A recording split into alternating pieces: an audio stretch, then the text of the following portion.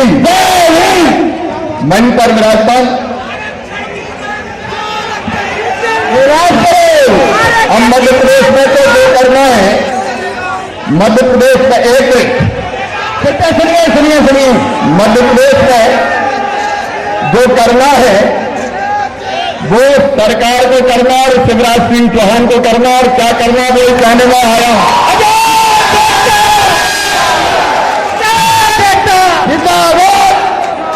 मंचासीन हमारे सभी वरिष्ठगण,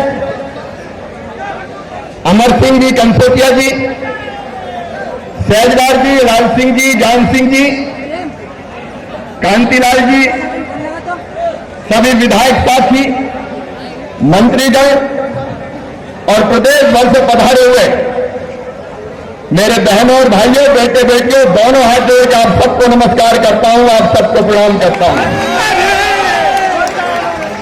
सबसे पहले मध्य प्रदेश की राजधानी भोपाल में मैं आप सब बहनों और भाइयों का हृदय से स्वागत करता हूं, अभिनंदन करता हूं। और एक बात मैं साफ, 3 बातें मैं साफ कर देना चाहता हूं। नंबर 1, ये शंका और कुशंका अगर कहिए तो बाहर निकाल दें। हमारे होते हुए दुनिया की कोई ताकत, कोई माई का लाल आरक्षण समाप्त नहीं कर सकता। ये शिवराज सिंह चौहान पहले आए। जब तक सांस चलेगी, जब तक सांस चलेगी, बहनों और भाइयों, आरक्षण जारी रहेगा। मैं ये आश्वस्त करने आप लोगों को आया हूं। नंबर 1, और शिवराज सिंह चौहान की बात पत्थर की लकीर है। मैं जो कहता हूं वो करता हूं, पूरा मध्य प्रदेश ये जानता है। नंबर 2, प्रमोशन का आरक्षण मैंने पहले भी नहीं कहा था और आज फिर मैं दोहराने आया हूं कि प्रमोशन में आरक्षण की सरकार पूरी तरह से पकड़ है और हर हालत में प्रमोशन में आरक्षण जारी रहेगा। उसके लिए जो नए कानून है, मेरे राजनीतिक मित्र बैठे हैं, वो इतनी शालीनता रखें कि जब मुख्यमंत्री अपनी पूरी गरिमा के साथ बात कर रहा है तो सुनना चाहिए कि नहीं? सबको बताओ, सुनना चाहिए। और इसलिए उनको बहुत मौका है बात करने के, लेकिन मैं दिल से अपनी बात करने आया हूं। मुझे कंसोटिया जी ने कहा कि हम चाहते हैं आप आए, तो आपने पुकारा और हम चले आए। हम कहा जाए, आपके बीच आएंगे, आंखों में आंख मिला के बात करेंगे, समस्या का समाधान करेंगे। और इसलिए मैं ये कहने आया हूं आपसे कि प्रमोशन में रिजर्वेशन हर हालत में जारी रहेगा। मैंने कल ही फैसला किया है, कैबिनेट की सब कमेटी हम बना रहे हैं। उस सब कमेटी की अध्यक्षता डॉक्टर गौरीशंकर सहजवार करेंगे, लाल सिंह आर्य रहेंगे, जान सिंह जी रहेंगे, बाकी मंत्री रहेंगे। और नियमों में जो बदलाव करना है वो सारे नियम बदल के ये सुनिश्चित कर दिया जाएगा कि प्रमोशन में आरक्षण हर हाल में जारी रहेगा।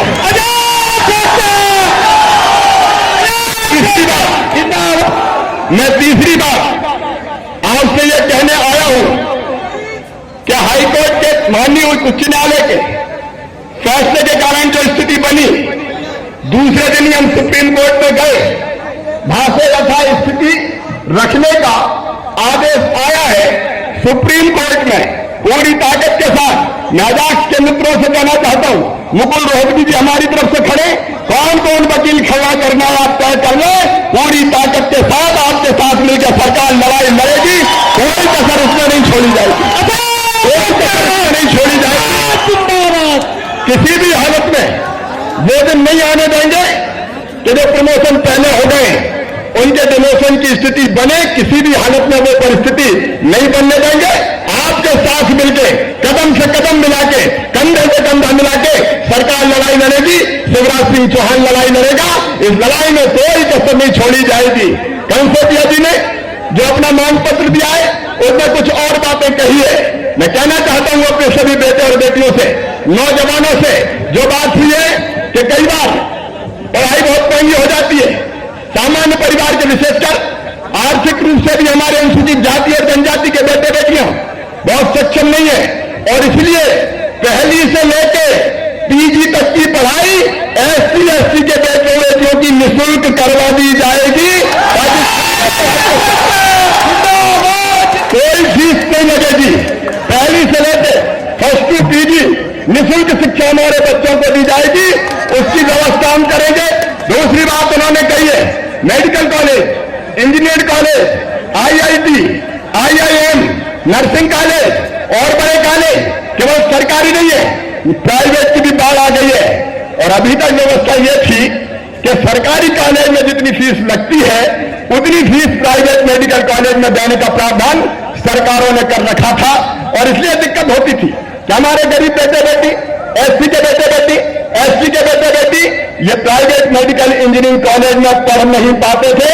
मेरे बेटा बेटियों, आज मैं ये कहने आया हूं, आज फैसला नहीं किया, मैंने पहला फैसला किया है कि प्राइवेट मेडिकल कॉलेज हो, इंजीनियरिंग कॉलेज हो, नर्सिंग कॉलेज हो, फार्मा कॉलेज हो, पॉलिटेक्निक कॉलेज हो, IIT हो, IIM हो, आज शिवराज सिंह चौहान ये घोषणा करता है कि प्राइवेट मेडिकल इंजीनियरिंग और बाकी सारे कॉलेजों में भी फीस बच्चों के माता पिता नहीं चुकाएंगे, मामा शिवराज सिंह चौहान चुकाएगा, भारतीय जनता पार्टी की सरकार चुकाएगी। ये सारी शिक्षा निःशुल्क करने का काम किया जाएगा, ताकि प्राइवेट कॉलेजेस में भी हमारे बच्चे पढ़ें, अच्छी संख्या में पढ़ें, और पढ़ के इन सब पदों पर हमारे बच्चे पहुंचे। मैं बड़ी खुशी के साथ ये कहना चाहता हूं, SC के बेटे बेटी, ST के बेटे बेटी, पिछले दिनों सरकारी कॉलेज में पढ़ने वाले हमारे बच्चों का IIT में सिलेक्शन हुआ, IIM में सिलेक्शन हुआ। जो उत्कृष्ट विद्यालय में पढ़ने वाले बच्चे बड़ी संख्या में पिछले साल भी सिलेक्ट हुए, उनकी सारी फीस भी मध्य प्रदेश की सरकार भरवाएगी, उनके बच्चों के माता पिता नहीं भरवाएंगे। बैकलॉग के पदों की पूर्ति का मामला है, युद्ध स्तर पर कार्रवाई की जाएगी, हर 3 महीने में समीक्षा करेंगे और सारे के सारे पदों पर भर्ती पूरी तरह से कर दी जाएगी। कोई पद खाली नहीं रहने दिया जाएगा। हमने यह तय किया है कि हमारे जो बच्चे कॉलेज में पढ़ते हैं उनको शिष्यवृत्ति नहीं मिलती थी, और हॉस्टल में अगर वो रह के पढ़ते थे तो खुद के भोजन का इंतजाम खुद को करना पड़ता था। अभी शिष्यवृत्ति की व्यवस्था केवल 12वीं तक के बच्चों को थी, अब यह शिष्यवृत्ति कॉलेज के बेटा बेटियों को भी दी जाएगी, ताकि जब वो कॉलेज में पढ़े तो कॉलेज में पढ़ने के दौरान उनको शिष्यवृत्ति मिले और वो अपनी आगे की पढ़ाई जारी रख सकें। हमने यह भी तय किया है कि 12वीं की परीक्षा में वैसे 85% नंबर जब बच्चे लेके आते थे तो उनको लैपटॉप दिया जाता था। अनुसूचित जाति के बेटा बेटी अगर 75% नंबर भी लेके आएंगे तो 12वीं में उनको लैपटॉप दिलवाया जाएगा, ताकि वो अपनी आगे की पढ़ाई ढंग से जारी रख सके। आपने जो और बातें अपने ज्ञापन और मांग पत्र में कही है, उन सब बातों पर और हम गंभीरतापूर्वक विचार करेंगे। और कई ऐसे पद हैं जिनमें रेगुलर नियुक्ति नहीं होती, संविदा नियुक्ति होती है, दूसरे तरह की नियुक्ति होती है। आज मैं ये आपको घोषित करके बताता हूं कि इस तरह के कोई भी पद हो, सब में आरक्षण लागू किया जाएगा। कोई ऐसा पद बिना आरक्षण के नहीं रहने दिया जाएगा। आप सबको मैं ये विश्वास भी दिलाता हूं कि हमने देखा है पूरे मध्य प्रदेश में कई लोग ऐसे आदिवासी भाई और बहन बैठे, 2,16,000 पट्टे अभी वनाधिकार के दिए गए। युद्ध स्तर पर अभियान चलाकर और जितने पट्टे देने की जरूरत होगी पूरे मध्य प्रदेश में आदिवासी भाई और बहनों को वनाधिकार कानून के तहत पट्टे देने का काम किया जाएगा। पूरे मध्य प्रदेश में हमारे जितने अनुसूचित जाति जनजाति के गरीब भाई और बहन हैं, चाहे वो शहर में निवास करते हो, चाहे वो गांव में निवास करते हो, जिस जमीन पर उनका कब्जा है कोई माई का लाल उनका कब्जा नहीं हटाएगा। सब कायदे से सबको मालिक बनाया जाएगा और उनको भी जीने का हक है, मुस्कुराने का अधिकार है। उनके भी बच्चे हैं, उनकी भी जिंदगी और सपने होते, और इसलिए हम इस व्यवस्था को लागू करने का मध्य प्रदेश में काम करेंगे। हमने मध्य प्रदेश में यह भी फैसला किया है कि हमारे जो बच्चे विदेश पढ़ने जाएंगे, विदेश जाके पढ़ना और कठिन होता है। 15 लाख, 20 लाख, 25 लाख रुपया सालाना खर्चा होता है, और इसलिए विदेशी यूनिवर्सिटी में अगर एडमिशन होता है तो विदेशी यूनिवर्सिटी का खर्चा चाहे 15 लाख रुपया साल हो, चाहे 20 लाख रुपया साल हो, वो भी मध्य प्रदेश की सरकार वहन करेगी और इन बच्चों को पढ़ाने की व्यवस्था करेगी। और इसलिए आज मैं एक बार फिर आपसे यह निवेदन करता हूं कि सरकार अपनी तरफ से जन कल्याणकारी योजनाओं को जारी रखने में कोई कसर नहीं छोड़ेगी। यह मध्य प्रदेश एकमात्र राज्य है जहां हम लोगों ने फैसला किया कि अनुसूचित जाति और जनजाति के जितने भाई और बहन हैं सभी गरीब है मान के 1 रुपया किलो गेहूं, चावल और नमक देने का इंतजाम किया जाएगा। ये सरकार ने पहले किया था। और शिक्षा के लिए, नौकरी के लिए, रोजगार के लिए जितनी चीजें आवश्यक है वो सारी चीजें जो मैंने आपको बताई है वो सारी की सारी चीजें हम करने का काम करेंगे। मैं अंत में इस मांग पत्र में रोजगार से संबंधित जो बातें कही है उन पर भी एक पंक्ति में केवल कहना चाहता हूं कि उसमें भी सरकार अपनी तरफ से कोई कसर नहीं रखेगी। एक बार मैं आप सबका या फिर हृदय से स्वागत करता हूं, अभिनंदन करता हूं और फिर एक बार यह विश्वास दिलाता हूं कि दुनिया की कोई ताकत आरक्षण समाप्त नहीं कर सकती। सरकार आपके साथ है, मैं आपके साथ हूं। कदम से कदम और कंधे से कंधा मिलाकर हम काम करेंगे और आगे बढ़ेंगे। एक बार मेरे साथ बोलिए, भारत माता की जय भीम, जय भीम।